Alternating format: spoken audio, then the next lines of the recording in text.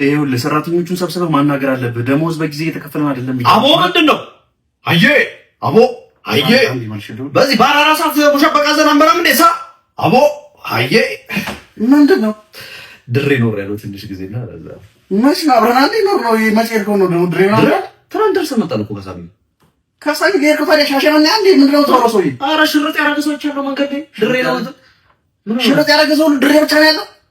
ታረሻሻም እንዴ? ኧረ እኔ ራሱን ደውዬ ጠይቀው እስኪ።